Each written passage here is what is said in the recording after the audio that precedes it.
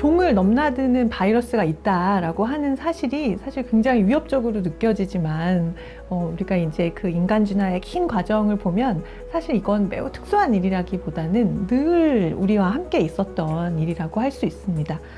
그래서 이제 우리가 이걸 바이러스의 공격이라고 생각하는 건 한편으로 너무 인간 중심적인 사고일 수도 있는 건 거죠. 그러니까 바이러스는 끊임없이 다른 형태의 생물체로 옮겨가려고 하고 있고, 우리가 이제 미시기생 생물이라고 부르는 것과 그 다음에 이제 더 큰 이 군집 사이의 이 상호작용, 이 공존이라고 하는 거는 이 지구 환경에서 끊임없이 일어나고 있었던 현상이라고 할 수 있습니다. 박쥐와 같은 야생동물, 가축화되어 있지 않고 사실은 뭐 도시 환경이나 일상적인 인간 환경에서 자주 접할 수 없는 동물들과 인간 사이에 접촉이 급속도로 늘어나게 되었다.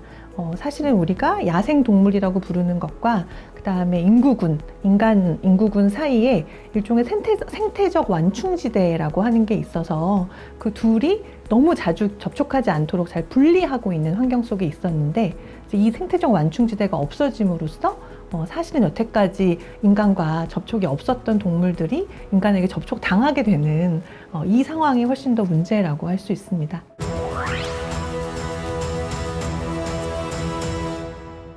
사실 수렵활동 그 자체는 인간 문화에서 엄청나게 오랫동안 이어져 온 일이었던 거죠.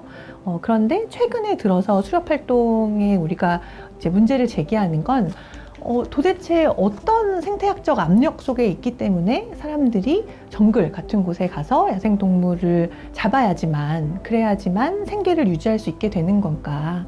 왜 한 사회의 특정 지역에 충분한 단백질이 공급되고 있지 못하는 식량 위기 속에 있는 것인가? 아니면 기후변화로 인해서 이전에 가지고 있던 생태적 환경이 무너져 내려서 사람들이 평소에 가지고 있던 그 라이블리후드라고 부르는 것, 자기 생계를 유지할 수 없는 상황에 놓인 것은 아닌가라고 하는 생태적 변화에 사실은 집중해야 할 필요가 있습니다.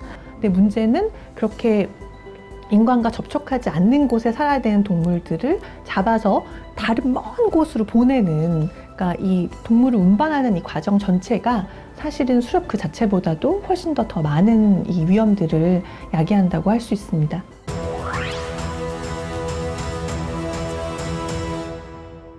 인수공통 감염이라고 한 건 늘 일어나고 있었지만 이게 더 큰 위협으로 다가오게 됩니다.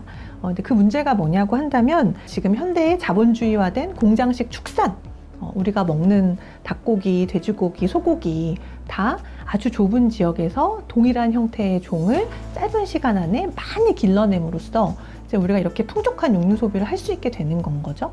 그런데 이 공장식 축산이라고 하는 것 자체가 사실은 엄청나게 빠른 속도로 인수공통 감염병의 위험을 늘릴 수 있습니다. 일종의 다이나마이트 역할을 할 수 있다고 하는데, 예전에 야생동물에게만 존재하던 바이러스가 이제 밀집된 곳에서 사육되고 있는 가축에게 옮겨가게 되고, 그러면 그 가축 내에서 너무 다닥다닥 붙어 있기 때문에, 또 종적으로 매우 단일하게 되기 때문에 엄청나게 빠른 속도로 전파가 일어나게 되는 건 거죠. 그게 다시 그 가축을 기르고 돌보는 사람들에게도 옮겨갈 수 있는 그런 연결고리들을 우리가 엄청나게 많이 이미 만들어내고 있다. 그래서 거기서부터 사실은 훨씬 더 큰 위험을 우리가 마치 폭탄처럼 안고 있다라고 할 수 있습니다.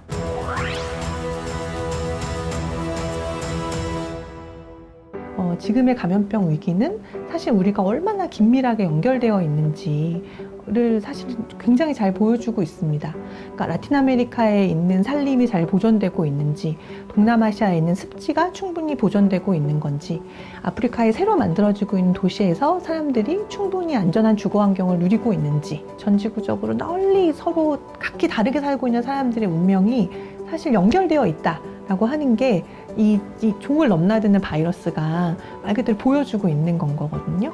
그렇다고 한다면 우리는 이 연결을 어떻게 하면 위기가 아니라 서로를 살리고 돕는 방식으로 만들어낼 수 있을 것인가 라고 하는 게 저는 현재의 이 코비드-19 팬데믹 사태가 우리에게 주는 가장 중요한 질문이다 라고 생각합니다.